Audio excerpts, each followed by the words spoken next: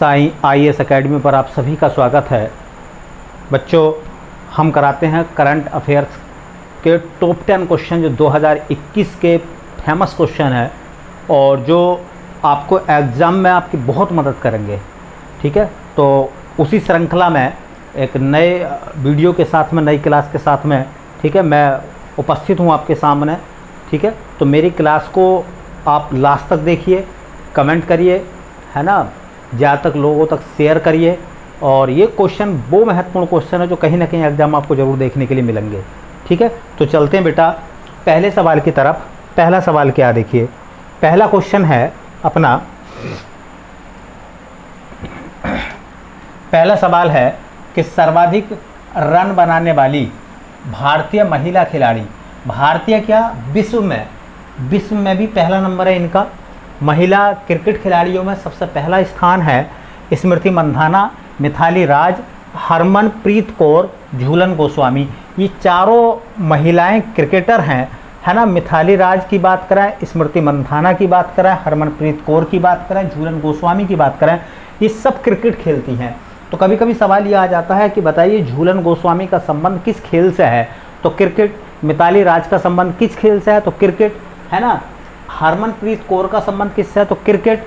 और स्मृति मंधाना का संबंध किससे है, तो वो भी क्रिकेट से है। ठीक है, तो सभी क्रिकेट की प्लेयर्स हैं ये। तो सवाल ये है कि सर्वाधिक रन किसके हैं, तो सबसे ज़्यादा रन बनाने का जो रिकॉर्ड है वो पहले नंबर पर हैं मिताली राज। मिताली राज पहले नंबर पर हैं, ठीक है, जो कि इंडिया से हैं, भारत से हैं। भारत में भी इनके सबसे ज़्यादा रन हैं और विश्व में भी सबसे ज़्यादा रन हैं। दूसरे नंबर पर हैं, है ना, चार्लोज एडवर्ड। चार्लोज एडवर्ड यह है ब्रिटेन की, ये दूसरे नंबर पर हैं दुनिया में। और तीसरे नंबर पर हैं सूजी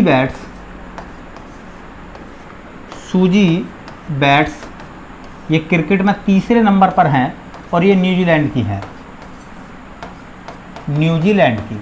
तो दुनिया की या विश्व की 3 महिला क्रिकेटर जिन्होंने क्रिकेट में सबसे ज़्यादा रन बनाए हैं, उसमें पहला नंबर हमारे देश की मिताली राज का है, दूसरा नंबर चार्लोज एडवर्ड का है और तीसरा नंबर सूजी बैट्स का है। ठीक है, तो इस क्वेश्चन से आपको इतनी जानकारी अपने पास रखनी है।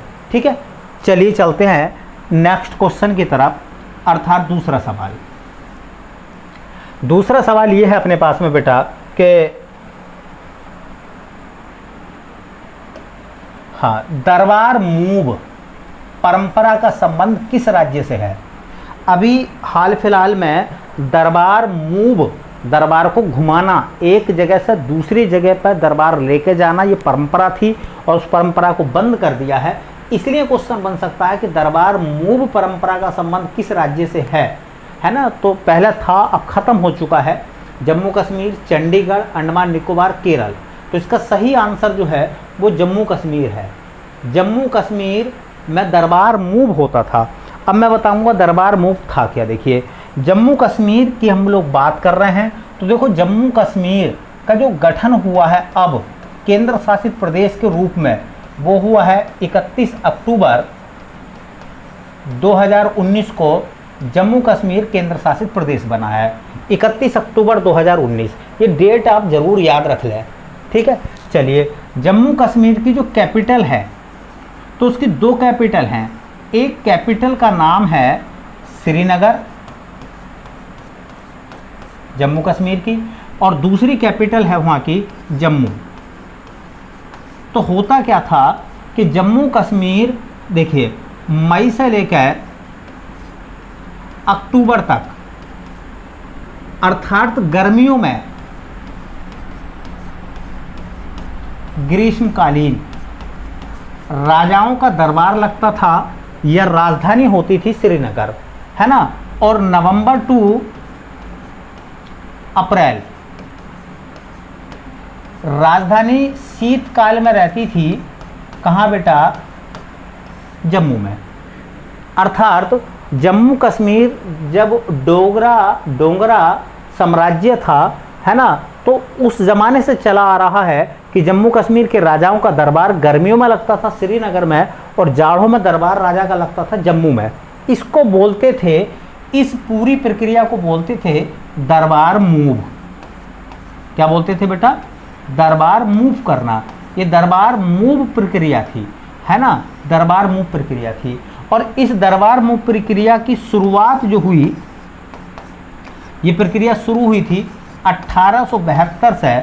वहाँ एक सम्राट थे, है ना, डोगरा सम्राट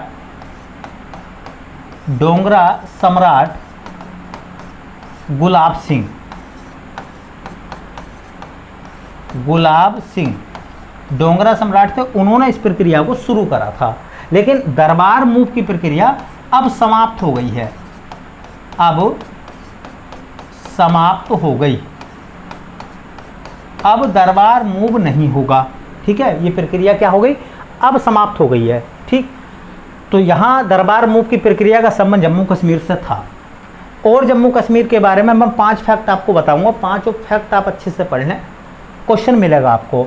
गठन हो गया, कैपिटल हो गई, ठीक है। जम्मू कश्मीर के जो उपराज्यपाल हैं, है ना, पहले उपराज्यपाल गिरीश चंद्र मुर्मू बने थे, है ना, अब नहीं है वो, इस समय है मनोज सिन्हा, है ना, उत्तर प्रदेश के हैं वैसे रहने वाले, लेकिन जम्मू कश्मीर में वो लेफ्टिनेंट गवर्नर हैं, अर्थात उपराज्यपाल हैं, है ना। जम्मू कश्मीर देखिए का जो उच्च न्यायालय, तो जम्मू कश्मीर का जो हाई कोर्ट है वो कहाँ है बेटा, वो है श्रीनगर में। तो जम्मू कश्मीर का हाई कोर्ट कहाँ है, श्रीनगर में। देखिए जम्मू कश्मीर में बहुत शानदार सवाल बनेगा। जम्मू कश्मीर में एक बुर्ज होम है, बुर्ज होम। पहला सवाल बनेगा कि बुर्ज होम किस राज्य में है ना, तो राज्य पूछेगा या केंद्र शासित प्रदेश पूछेगा, तो वो हो जाएगा जम्मू कश्मीर, ठीक है। दूसरा सवाल बनेगा कि ये बुर्ज होम जो है वो किस काल का है ना, तो काल है नवपाषाण काल का है ये बुर्ज होम। तीसरा सवाल बनेगा कि जम्मू कश्मीर के बुर्ज होम से क्या क्या साक्ष्य मिले थे, है ना, तो यहाँ साक्ष्य मिले थे गर्त आवास, गड्ढों के घर, नीचे गहरे गहरे गड्ढे होते थे, वहाँ इंसान रहते थे, उन्हें बोलते थे गर्त आवास। और एक सवाल ये है कि मानव के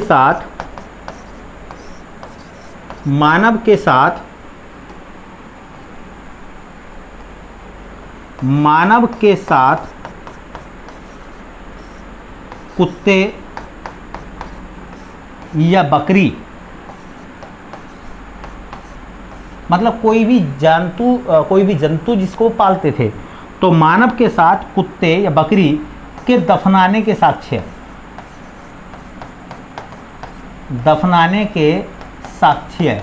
कहाँ से मिले बेटा, वो मिले बुर्ज होम से।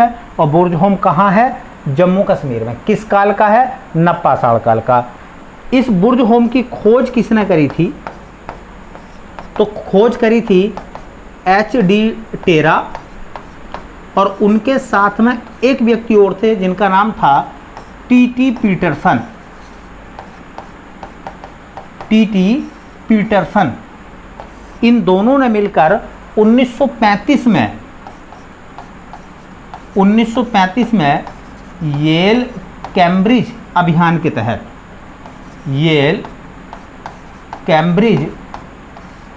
है ना, अभियान के तहत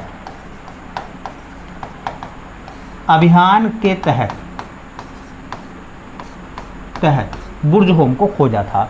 तो ये जो मैंने आपको सवाल बताए हैं बेटा, ये फालतू के नहीं है, बहुत शानदार सवाल है। जम्मू कश्मीर का गठन कब हुआ है, तो आप कहोगे 31 अक्टूबर 2019 को।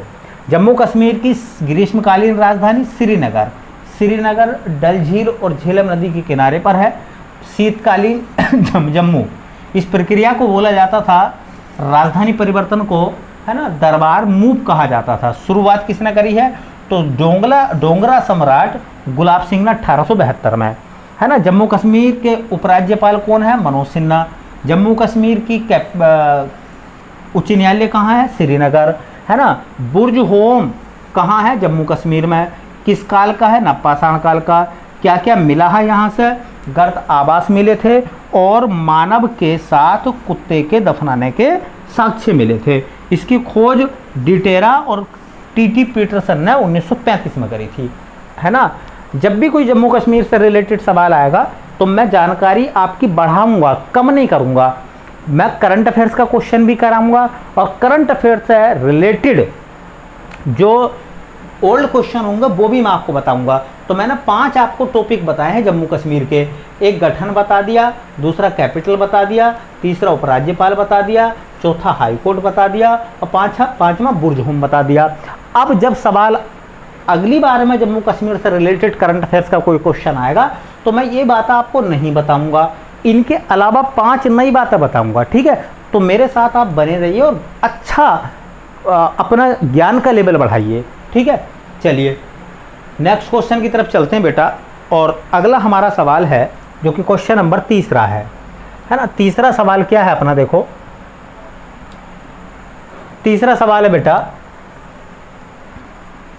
कि देखिए तीसरा सवाल है 1232 किलोमीटर, है ना, द लॉन्ग जर्नी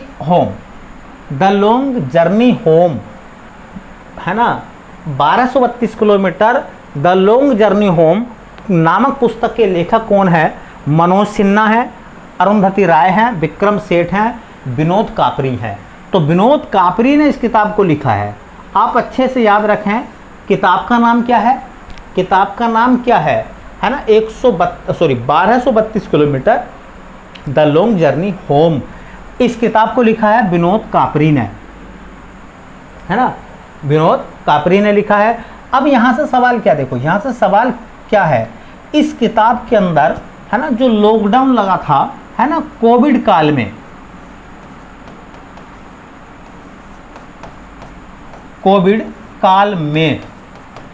कोरोना के काल में जो पहला वाला लॉकडाउन लगा था, है ना, पिछली बार 2020 में, तो जो प्रवासी मजदूर थे वो अपने अपने घरों को वापस जा रहे थे। उसमें हुआ क्या था एक्चुअल में कि गवर्नमेंट ने तो अनाउंस कर दिया था कि जो जहां है वहीं रहे, है ना, और उनके खाने की, पीने की और स्वास्थ्य का ध्यान वहीं रखा जाएगा और वो घर से बिल्कुल भी बाहर ना निकले, है ना। तो संपूर्ण जब लॉकडाउन हुआ था तो जो लोकल प्रशासन था, है ना, आप ये कह दें कि जो स्टेट गवर्नमेंट है ना, सेंट्रल गवर्नमेंट है, इन गवर्नमेंट ने अलाउंस तो कर दिया लेकिन वो काम धरातल पर उतार नहीं पाए, या फिर यूँ कहें कि धरातल पर काम उतारा गया लेकिन लोकल प्रशासन जो था, जो ज़िले में काम कर रहा था, वो फेल हो गया। उसके फेल होने, जब वो फेल हुआ तो चूँकि ना तो उनके पास में खाने के सामान को पहुँचाया गया, ना ही उनके पास में पानी की व्यवस्था की गई, ना चिकित्सा की व्यवस्था की गई, उन लोगों ने अपने जीवन को बचाने के लिए, है ना, और वो लोग पैदल, है ना, साइकिल के द्वारा, जो जिसके पास में साधन था उस साधन के द्वारा वो अपने घरों को लौटने प्रारंभ हो गए। तो इस किताब के अंदर उन लोगों के जीवन में जो बीता, जो कठिनाइयाँ उन्होंने सामना फेस करी, उनके बारे में लिखा विनोद कापरी ने, है ना। तो कोविड काल में 7 प्रवासी मजदूरों की कहानी है इसमें। 7 प्रवासी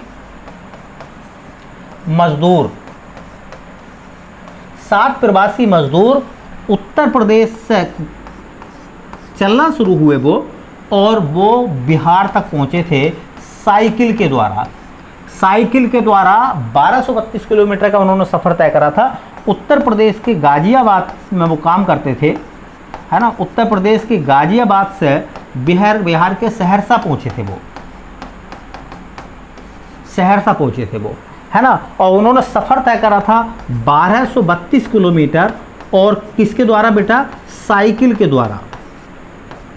और तो किस तरीके से उन्होंने अपने जीवन में कठिनाइयों को देखा है ना, किस तरीके से वो उन्होंने समस्याओं को झेला है, उसके बारे में लिखा गया है इस किताब में, जिसका नाम है 1232 kilometre the long journey home, है ना।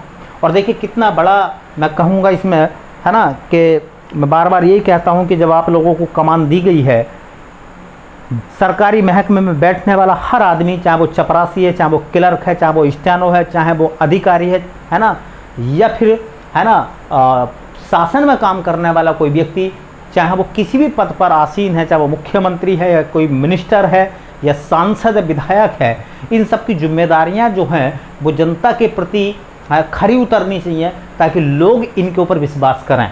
तभी लोकतंत्र की बेहतर बहाली हो पाएगी। लोकतंत्र कागजों में नहीं चलता, है ना, कि आपने कागजों में कह दिया कि सब घर बैठो और आपको जो है वहीं पर फैसिलिटी दी जाएगी। जिसके पेट में दर्द होता है उसे एहसास होता है कि दवाई अगर 2 मिनट लेट हो गई है तो उसके लिए कितना बड़ा संघर्ष है ना। तो मैं कहूँगा कि जो लोग बड़े बड़े पदों पर तैनात हैं, बड़े बड़े अधिकारी हैं, जो सरकार की मशीन है, सरकार को चला रहे हैं, कहीं ना कहीं लापरवाही इन लोगों की भी रही है, क्योंकि इन लोगों ने धरातल पर काम नहीं करके दिखाया, जिससे उन लोगों को दिक्कतें बैठी, है ना। बहुत सारे लोगों ने अपनी जान गंवा दी, ठीक, जो मुंबई से लेकर बिहार तक पैदल आए, अपने बच्चों को कंधों पर उठा कर आए, ठीक है। हाँ, तो कुछ मीडिया ने दिखाए, कुछ मीडिया ने नहीं दिखाए, वो अलग बात है, लेकिन कुल मिला के यह है कि उनके दर्द की कहानी को लिखा है विनोद कापरी ने, जिस किताब का नाम है 1232 kilometre the long journey of home. मैं इसमें ये कहूँगा कि इसमें शासन से लेकर प्रशासन सब दोषी हैं, है ना। इन सभी लोगों ने अपने काम को बखूबी अंजाम नहीं दिया, जिसके कारण लोगों को, है ना, पैदल अपने छोटे छोटे बच्चों को कंधे पर बिठा कर उनको, है ना, किसी भी तरीके से, बहुत से लोग हादसों का शिकार हो गए, बहुत से घर भी नहीं पहुंच पाए, है ना, और उन्होंने अपनी जान गंवानी पड़ी। तो कुल मिलाकर बहुत सारी चीज़ें हैं। खैर, हम उम्मीद करते हैं कि शासन भी जाग रहा है धीरे धीरे, प्रशासन भी, है ना, हाँ, धीरे धीरे जागेगा और सब चीज़ें बेहतर हो जाएंगी। आप सब लोग जिस समय जॉब पर जाएंगे तो आप सब लोग भी जो है व्यवस्थाओं को ठीक करने में अपना सहयोग देंगे, ठीक है। चलिए, मुझे तो उम्मीद यही है कि बेटा, हाँ, कागज़ के टुकड़ों से ज़िंदगी नहीं चलती। ज़िंदगी को अगर जीना है ना, ज़िंदगी को जीना है तो गरीब की झोंपड़ी में जाकर आप देखिए, है ना, भिखारी के कटोरे में झांक कर देखिए, ज़िंदगी वहाँ है ना। हम क्या है, हम तो ठीक हैं भाई, और लोग भी ठीक हैं, लेकिन वो लोग जो फुटपाथ पर अपना जीवन बिताते हैं, है ना, जो गरीब की झोंपड़ी है जिसमें 2 वक्त के निवाले नहीं होते, वो भी अपना जीवन काटते हैं। इसलिए मैं हर बच्चे से ये कहता हूँ, जो मुझसे पढ़ने वाले बच्चे हैं, वो इस बात का ध्यान रखें, है ना, कि जब वो प्रशासनिक सेवाओं में जामें या उन पदों पर आसीन हो जामें तो अपना काम ईमानदारी के साथ करें, है ना। कागज़ के टुकड़ों पर अपनी ज़िंदगी को ना डालें, ठीक। चलिए, नेक्स्ट क्वेश्चन मिलते हैं। बहुत सारी चीज़ें कहने के लिए, है ना, सब आप जानते हैं, जो चीज़ें देख रहे हैं ये देखी आपने। चलिए, अगला क्वेश्चन है कि मुख्यमंत्री किसान मित्र ऊर्जा योजना। देखिए, मुख्यमंत्री किसान मित्र योजना, किसान मित्र योजना नहीं है, बल्कि मुख्यमंत्री किसान मित्र ऊर्जा योजना है ना। किस राज्य में शुरू की गई है, ये शुरू करने का प्रावधान रखा गया है। ऑप्शन है उत्तर प्रदेश, हरियाणा, राजस्थान, और डी ऑप्शन में गुजरात। तो इसका सही आंसर है राजस्थान। राजस्थान में मुख्यमंत्री किसान मित्र योजना शुरू की गई है, ठीक है। अब देखो, चूंकि राजस्थान में ये योजना शुरू हुई है, तो राजस्थान की जो कैपिटल है, राजधानी है, वो है जयपुर, है ना, पिंक सिटी जयपुर, गुलाबी नगरी जयपुर। राजस्थान के जो सीएम हैं अशोक गहलोत,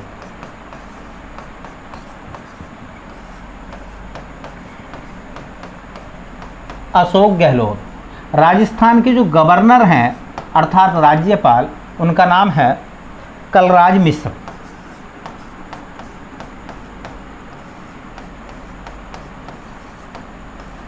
ठीक है। राजस्थान, है ना, क्षेत्रफल की दृष्टि से भारत का सबसे बड़ा राज्य है। क्षेत्रफल की दृष्टि से, क्षेत्रफल की दृष्टि से भारत का, है ना, सबसे बड़ा राज्य है, सबसे बड़ा राज्य है। तो क्षेत्रफल की दृष्टि से भारत का सबसे बड़ा राज्य है राजस्थान। आपको कमेंट करके मुझे बताना है कि क्षेत्रफल की दृष्टि से भारत का सबसे छोटा राज्य कौन सा है। क्षेत्रफल की दृष्टि से भारत का सबसे छोटा राज्य कौन सा है, ये कमेंट करके मुझे आपको बताना है। ठीक है, तो कमेंट करिए और बताइए मुझे कौन है भाई। चलिए, अब सवाल ये है कि ये जो योजना है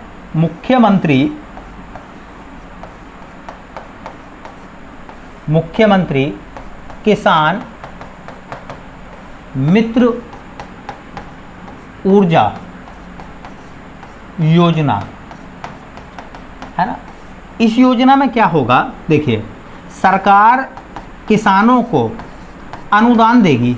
इसमें क्या प्रावधान किया गया, देखिए कि जो फार्मर हैं राजस्थान में, जो किसानी करते हैं है ना, और वो लोग ट्यूबवेल से या है ना खेती करते हैं, पानी देते हैं या सींचते हैं भूमि को, तो जो बिजली का बिल आता है बिजली के बिल पर सरकार देखिए 1,000 रुपये मासिक और 12,000 रुपये वार्षिक, 12,000 रुपये वार्षिक अनुदान देगी सरकार। 1,000 रुपये मासिक और 12,000 रुपये वार्षिक, तो एक साल के 12 महीने होते हैं और एक महीने में 1,000, तो 12,000 रुपये हो गए। ये अनुदान देगी सरकार। किस बात के लिए अनुदान देगी, है ना, तो बिजली बिल पर, किसानों के बिजली के बिल पर, किसानों के बिजली बिल पर, बिजली के बिल पर, है ना। तो किसानों का जो बिजली का बिल आता है, अगर वो बिल है ना, हाँ 2,000 का आता है तो या 5,000 का आता है, तो उस बिल में से 1,000 रुपये महीने के कौन देगी, गवर्नमेंट देगी, और बाकी पैसे उस किसान को खुद देने पड़ेंगे। ठीक है, जो भी बिल आएगा। ठीक, तो इस क्वेश्चन से इतनी जानकारी आप रख लें, है ना। ये राजस्थान का क्वेश्चन है। अगली बार में राजस्थान का कोई क्वेश्चन आएगा तो मैं ये 5 क्वेश्चन आपको नहीं बताऊंगा, इन 5 के अलावा राजस्थान की बातें और बताऊंगा, ताकि धीरे धीरे करके एक समय ऐसा आए जिससे राजस्थान की जानकारी भी आपको पूरी हो जाए। तो जो भी स्टेट आएगा मैं उसके बारे में 5 क्वेश्चन आपको बताऊंगा, जो करंट के होंगे या ओल्ड के होंगे। ठीक, चलिए अगला क्वेश्चन, क्वेश्चन नंबर 5वां। हाँ जी, क्वेश्चन नंबर 5वां, 5वें सवाल में लिखा गया है कि अंतर्राष्ट्रीय ओलंपिक दिवस, दिवस 2 बार लिख दिया है ना, कब मनाया गया। अंतर्राष्ट्रीय ओलंपिक दिवस है ना, कब मनाया गया। ऑप्शन है 23 जून, 24 जून, 25 जून, 26 जून। तो इसका सही आंसर है बेटा 23 जून को हर साल मनाया जाता है अंतर्राष्ट्रीय ओलंपिक दिवस। इस बार ये ओलंपिक चल रहा है टोक्यो में, इस हिसाब से ये क्वेश्चन बहुत अच्छा है, क्योंकि हमारे पैट के एग्जाम में भी दिवस पूछे जाएंगे, तो उस दिवस में से हो सकता है ये वाला दिवस पूछ ले कि अंतर्राष्ट्रीय ओलंपिक दिवस कब मनाया जाता है या कब मनाया गया है, तो आपको दिक्कत का सामना ना करना पड़े। ठीक है, देखिए मैं कुछ क्वेश्चन आपको बताता हूं जो बहुत काम के होंगे, और ओलंपिक के सवालों का ग्राफ बनाकर अपने पास में रखिए। एक दिन एक क्लास में मैंने बताए थे आगामी ग्रीष्मकालीन ओलंपिक, जैसे मैंने बताया था 31वें ग्रीष्मकालीन ओलंपिक हुए थे 2016 में रियो में ब्राज़ील में, 32वें 2020 में होने थे, लेकिन कोरोना के कारण नहीं हो पाए। अब हो रहे हैं 21 में, वो हो रहे हैं टोक्यो जापान में, है ना। और 33वें, ये 32वें हो रहे हैं, 33वें 2024 में होंगे पेरिस फ्रांस में, और 34वें 2028 में होंगे लॉस एंजलिस में अमेरिका में, और 35वें 2032 में होंगे ब्रिस्बेन में ऑस्ट्रेलिया में। ये मैं आपको बता चुका हूँ, है ना, इन पर थोड़ा ध्यान रखिए। तो देखिए अंतर्राष्ट्रीय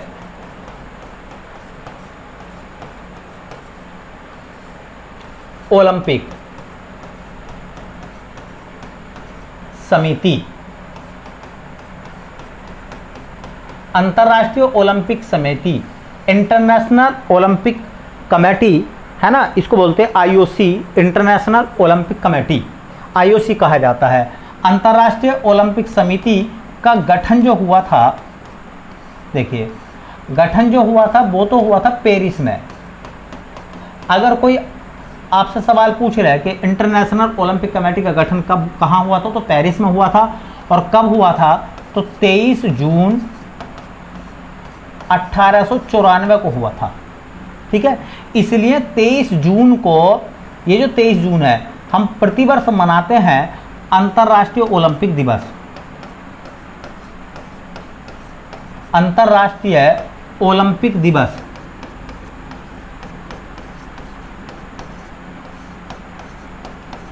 मनाते हैं। अब चूंकि 2021 में मनाया गया है ना, तो 2021 में इसकी थीम क्या रखी गई है, थीम भी थोड़ा सा देख लो, है ना। वर्कआउट के साथ स्वस्थ रहें, है ना, मजबूत रहें और सक्रिय रहें। स्वस्थ रहें, मजबूत रहें, सक्रिय रहें। वर्कआउट के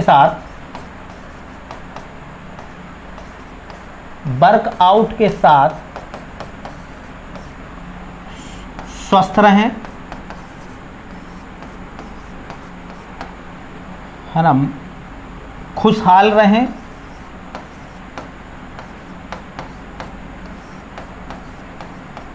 और सक्रिय रहें।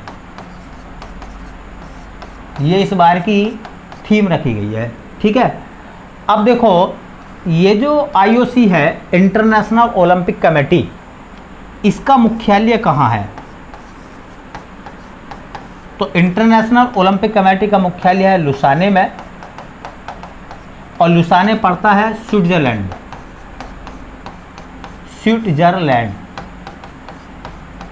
है ना। विश्व का स्वर्ग बोलते हैं स्विट्जरलैंड को। अंतर्राष्ट्रीय ओलंपिक कमेटी के अध्यक्ष कौन है?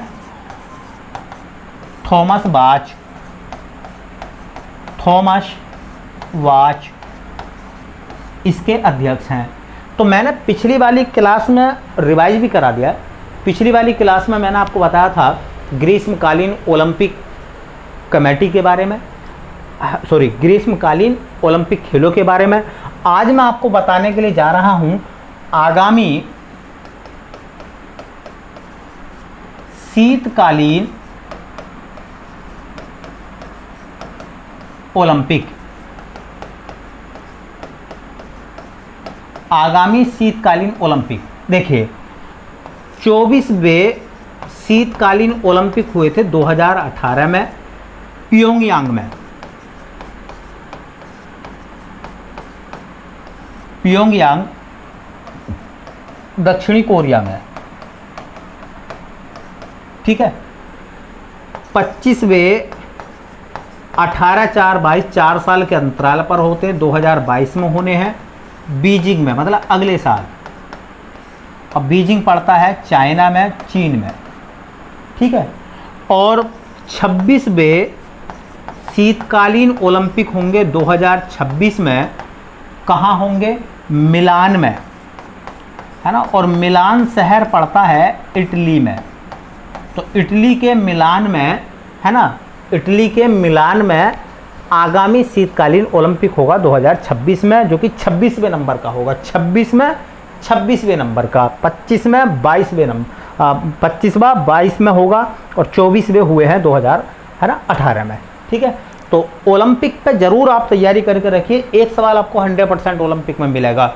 जिस समय ओलंपिक समापन हो जाएंगे तो पूरा डाटा बताऊंगा आपको, क्या नतीजे रहे ओलंपिक खेलों के, है ना, भारत का स्तर क्या रहा है, ठीक। तो इस क्वेश्चन से आप इतनी जानकारी याद रखिए, ठीक है। चलिए नेक्स्ट क्वेश्चन, हाँ, क्वेश्चन नंबर 6 कह रहे हैं कि देखिए, नीति आयोग के सीईओ कौन हैं जिनका कार्यकाल 1 वर्ष के लिए बढ़ाया गया है ना। तो हम बात कर रहे हैं नीति आयोग की, NITI, नीति आयोग। पूरा नाम होता है नेशनल इंस्टीट्यूशन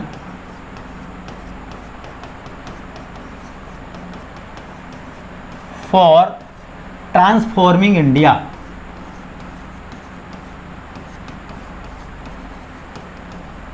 ट्रांसफॉर्मिंग इंडिया पहला खूब पूछा जाता था, नीति आयोग का पूरा नाम, नीति का पूरा नाम अब नहीं आता है ना। हिंदी में बोलते हैं इसको राष्ट्रीय भारत परिवर्तन संस्थान। देखिए, नीति आयोग का जो गठन हुआ वो 1 जनवरी 2015 को हुआ है ना। 2014 में जब मोदी सरकार पहली बार आई है ना, तो 15 अगस्त 2014 को उन्होंने है ना लाल किले की प्राचीर से कहा कि हम जो है योजना आयोग को समाप्त करके उसके स्थान पर नीति आयोग को जारी करेंगे। 2014 में घोषणा हुई और 2015 में नीति आयोग का गठन कर दिया गया। नीति आयोग का जो मुख्यालय है, ये कमीशन बैठता कहाँ है ना, तो नई दिल्ली में। नीति आयोग चूँकि कमीशन है और इस कमीशन के लोग मिलते कहाँ हैं, आपको कहाँ मिलेंगे, ये नई दिल्ली में कमीशन का हेडक्वार्टर है। नीति आयोग का जो अध्यक्ष है, तो नीति आयोग का अध्यक्ष हमेशा है ना प्रधानमंत्री होता है। तो अगर हम इस हिसाब से चलें तो देश के प्रधानमंत्री हैं नरेंद्र मोदी है ना, तो नरेंद्र मोदी इस समय नीति आयोग के हेड हैं, अध्यक्ष हैं।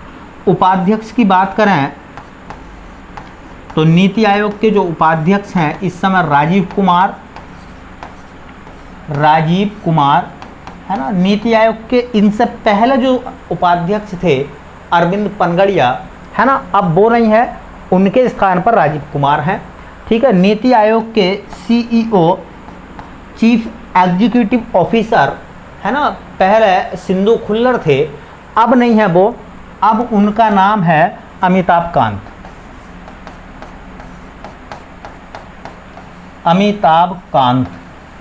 है ना।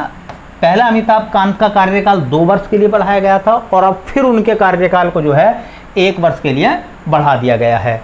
तो ये जानकारी नीति आयोग किसके स्थान पर आया है, तो पहला होता था योजना आयोग है ना, प्लानिंग कमीशन।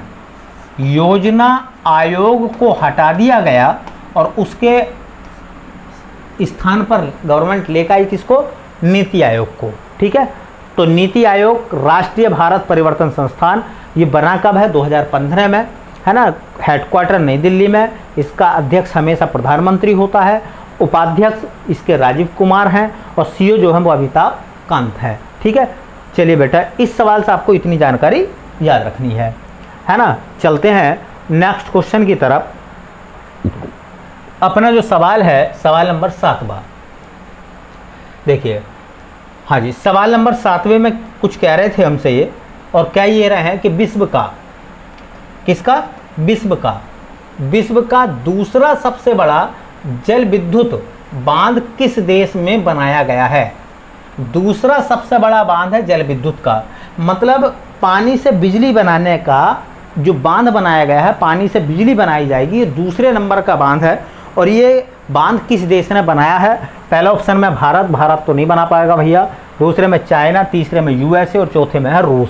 तो इसका सही आंसर है चाइना। किसने बनाया बेटा, तो चीन ने बनाया है। चीन के बारे में मैं कुछ आपको जानकारी और देता हूँ। चीन के बारे में जानकारी ये देता हूँ कि चीन की जो कैपिटल है वो है बेटा बीजिंग। चीन की राजधानी क्या है बेटा, बीजिंग है ना। चीन की जो मुद्रा है उसका नाम क्या है, तो उसका नाम है रेनमिनबी है ना, या युआन बोल देते हैं। जैसा हमारे यहाँ पैसा होता है ना, 1 पैसा 2 पैसा 10 पैसा, वैसे उनके यहाँ युआन होता है। जैसे हमारा रुपया है वैसे रेनमिनबी है ना। यहाँ के चाइना के जो राष्ट्रपति हैं उनका नाम सब जानते हैं है ना, उनका नाम है शी जिनपिंग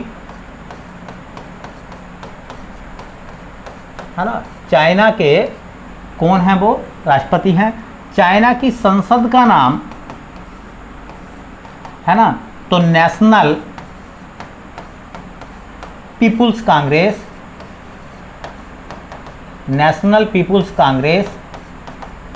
ये चाइना की संसद का नाम है बेटा। ठीक है।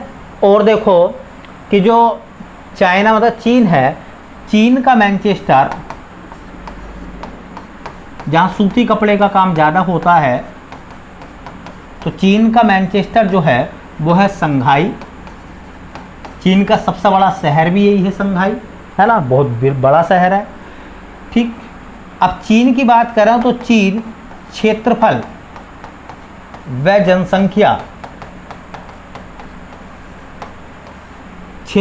जनसंख्या में एशिया का सबसे बड़ा देश है। जनसंख्या व क्षेत्रफल में एशिया का सबसे बड़ा देश है। जनसंख्या में तो दुनिया का सबसे बड़ा देश है ना, और क्षेत्रफल में जो है वो एशिया का सबसे बड़ा देश है। सबसे बड़ा देश है चाइना। चाइना के बारे में देखिए, मैं और बात आपको बताता हूँ, बहुत अच्छी है ना। करंट अफेयर्स में कुछ क्वेश्चन चले थे, मैंने कहा था सर्वाधिक ई कचरा, ये क्वेश्चन बता चुका हूँ। सर्वाधिक ई कचरा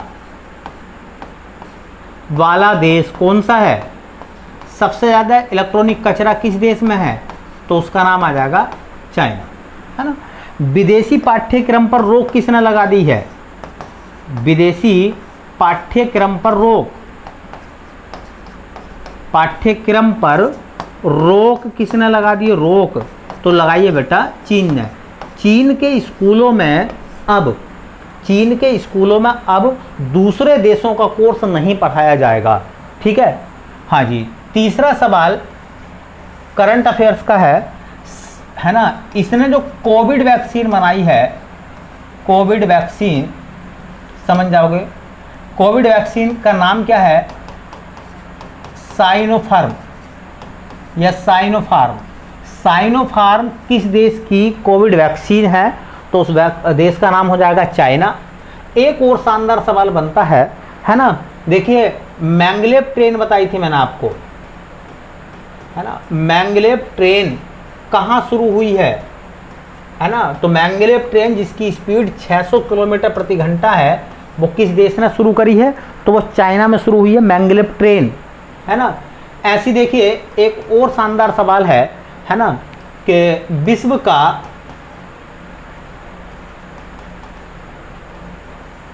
का सबसे बड़ा जल विद्युत बांध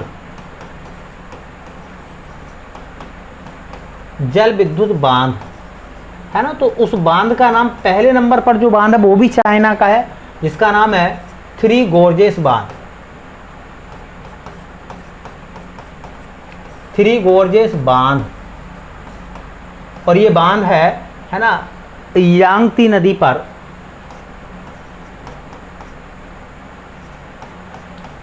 या यांगत्सी नदी बोल देते हैं, है ना। ये तो पहला है, और है ना बेहतन के नाम से,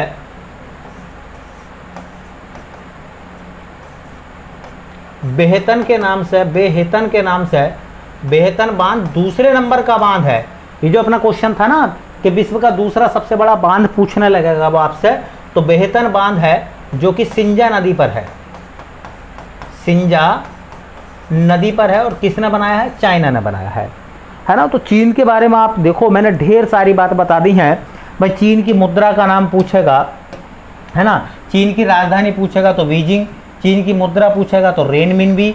युआन हमारे रुपए, हमारे पैसे के समान है। जैसे भारत में पैसा चलता था, अब नहीं चलता, वैसे वहाँ पर युआन चलता था, है ना। अब वहाँ हमारे जैसा हमारा रुपया है, वहाँ रेनमिनबी चलता है। राष्ट्रपति का नाम सबको याद हो गई, है ना, शी जिनपिंग, है ना, छोटी छोटी आंख वाले चाइनीज, ठीक। संसद का नाम नेशनल पीपुल्स कांग्रेस, ठीक। चीन का मैनचेस्टर संघाई, है ना।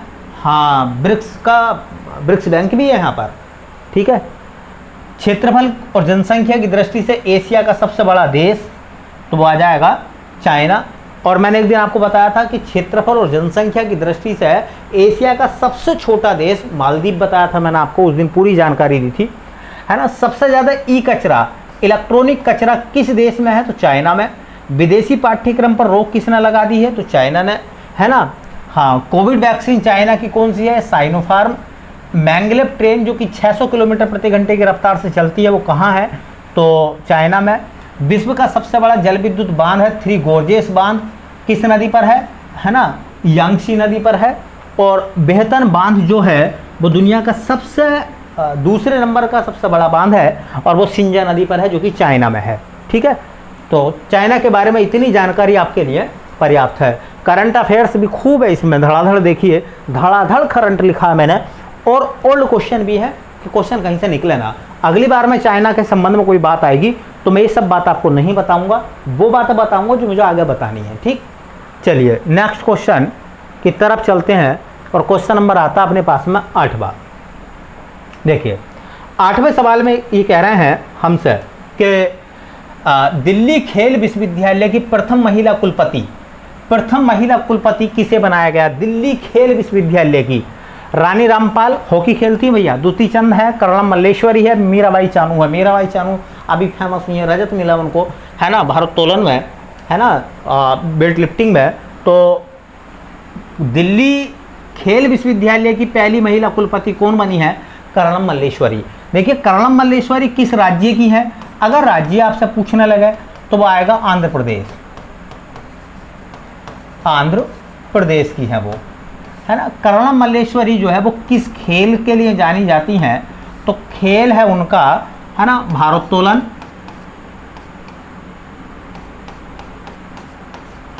भारोत्तोलन, है ना, अंग्रेजी में बोलते हैं वेट लिफ्टिंग। वेट लिफ्टिंग के लिए जानी जाती हैं। ठीक है, देखिए कर्णम मल्लेश्वरी के बारे में कहा जाता है कि ओलंपिक में पदक जीतने वाली पहली महिला, पहली भारतीय महिला ओलंपिक में,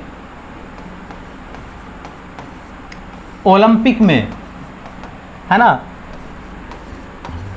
पदक जीतने वाली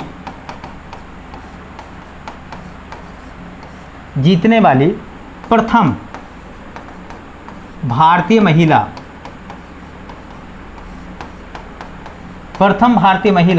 तो उनका नाम आ जाएगा कर्णम मल्लेश्वरी।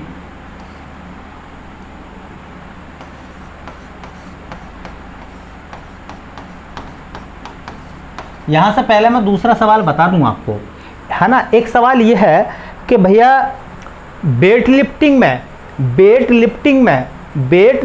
में पदक जीतने वाली पहली भारतीय महिला का नाम बताओ। तो कर्णम मल्लेश्वरी, क्योंकि इनका खेल क्या है? Weight lifting. वेट लिफ्टिंग में सवाल पूछेगा, वेट लिफ्टिंग में पहली बार किस महिला को ओलंपिक में पदक मिला था? तो कर्णम मल्लेश्वरी। और दूसरी महिला पूछेगा तो मीराबाई चानू है, जो 2021 में उन्होंने पदक जीता हो। मीराबाई चानू दूसरी भारतीय वेट लिफ्टिंग महिला हैं, है ना, भारोत्तोलन खिलाड़ी हैं जिन्होंने पदक जीता है। कर्णम मल्लेश्वरी को पदक मिला था, है ना, ओलंपिक में पदक जीतने वाली पहली भारतीय महिला कर्णम मल्लेश्वरी, उन्हें पदक मिला था कांस्य। कौन सा पदक मिला बेटा? है ना, तो पदक जो मिला था ब्रॉन्ज मेडल था, कांस्य पदक था। और ये पदक कब जीता उन्होंने? 2000 में सिडनी ओलंपिक में। सिडनी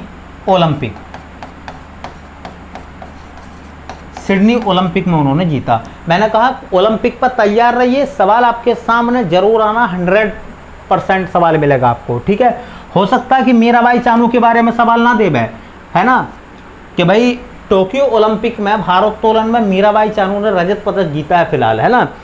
ठीक है, तो पहली भारतीय महिला, है ना, जिसने भारोत्तोलन में, है ना, ओलंपिक में पदक जीता था, उनका नाम कर्णम मल्लेश्वरी है। यह सवाल ऐसा पूछ लेगा, ओलंपिक में पदक जीतने वाली पहली भारतीय महिला।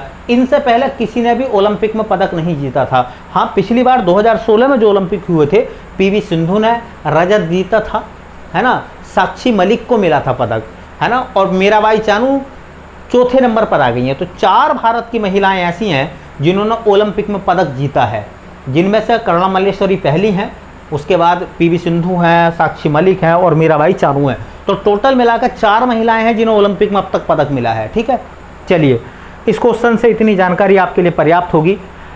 चलते हैं बेटा अगले सवाल की तरफ। अगला जो सवाल है अपना वो ये है, देखिए अगस्त 2021 से अगस्त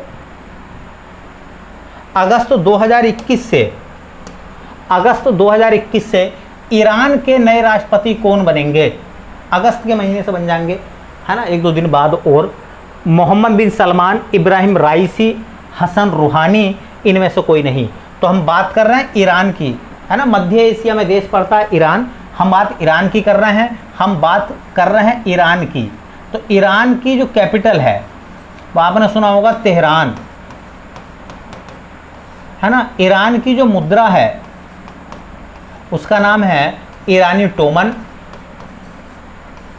ईरानी टोमन या रियाल बोल देते हैं भैया, है ना। ईरान के जो राष्ट्रपति अब बनेंगे, है ना, उनका नाम है बेटा इब्राहिम राइसी। सुप्रीम कोर्ट के जज भी रहे हैं ये, है ना, इब्राहिम, है ना। और ये हसन रूहानी का स्थान लेंगे, इब्राहिम राइसी, ठीक है, इब्राहिम राइसी। देखिए ईरान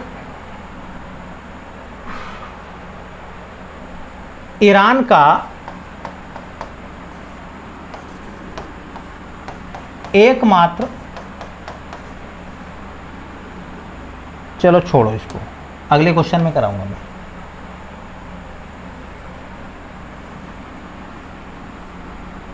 ठीक है भैया, तो ईरान से आप जो है इतनी जानकारी याद रख लें, है ना भाई। ईरान की राजधानी तेहरान है, ईरान की मुद्रा है ईरानी टोमन है, ईरान के जो आने वाले राष्ट्रपति हैं जो अगले महीने से बन जाएंगे उनका नाम है इब्राहिम राइसी। ये सुप्रीम कोर्ट के मुख्य न्यायाधीश भी रहे हैं, ठीक है। हसन रूहानी का स्थान ये लेंगे, ठीक। मोहम्मद बिन सलमान आप जानते हैं सऊदी अरब के प्रिंस हैं वो, क्राउन हैं वो। चलिए आखिरी सवाल, है ना, आखिरी सवाल है जो कि 10वां सवाल है। कह रहे हैं कि भैया बुशहर नहीं, बुशेहर होता वैसा है नहीं, चलो बुशेहर या बुशहर भी मिल जाए तो भी कुछ शक ना करे। परमाणु संयंत्र किस देश में स्थित है ना। देखिए बुशेहर परमाणु संयंत्र किस देश में है, तो ईरान का है, ईरान का, है ना। बुशेहर परमाणु संयंत्र किस देश में है, तो ये ईरान में है। और इसे, है ना, ये जो है ना बुशेहर, है ना, ईरान का एकमात्र,